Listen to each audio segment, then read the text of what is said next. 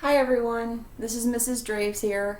I hope that everybody's doing well, and I just wanted to kind of like launch this whole new quarter with a quick review of evolution.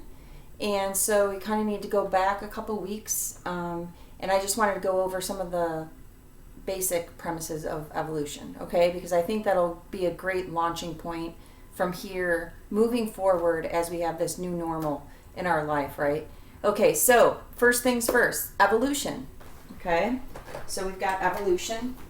We actually started this unit a few weeks ago, and what we should pretty much understand and remember is that evolution is a change in the frequency of alleles. I don't know if you guys remember that word, alleles, right? The alleles, these are those letters. So if something is like tall, like the pea plants that we did for many Punnett squares, it could have a genotype of big T, or it could have a genotype of big T, little t. Remember, the genotype is the letter combination, okay, right? So these alleles, this is an allele, this is an allele, this is an allele, and this is an allele.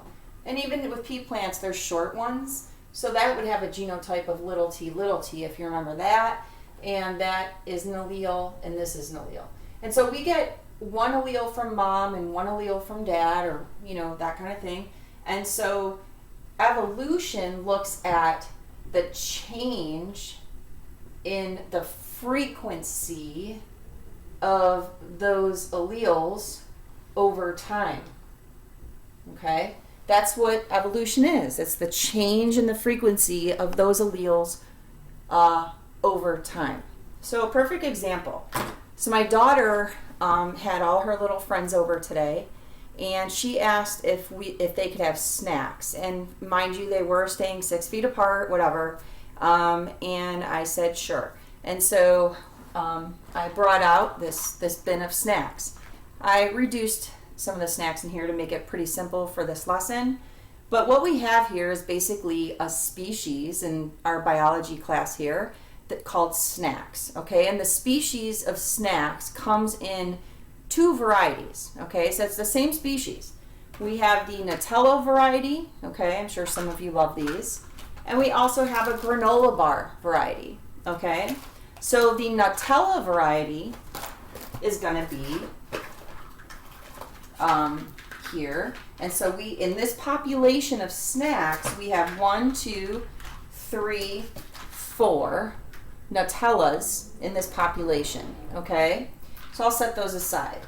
The granola variation of this snack, there's 1, 2, 3, 4, 5, 6, 7, 8, 9, and 10.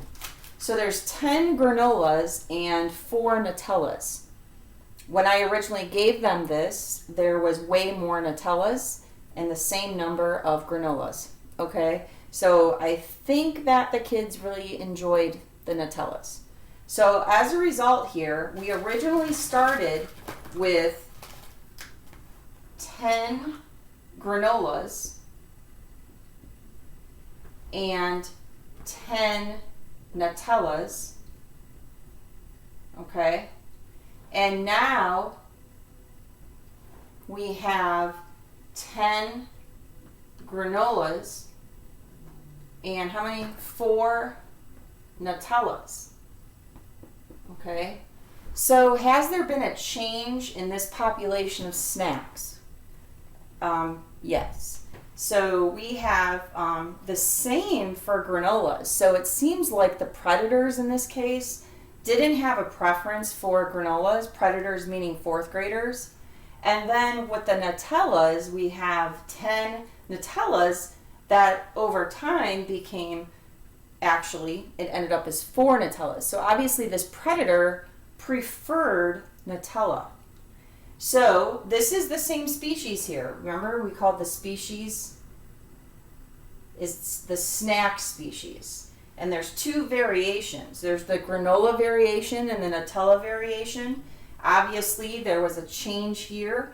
If we want to signify our data here, we want to definitely If we're going to claim that there's been a change, we have to provide data to prove the claim that we're saying.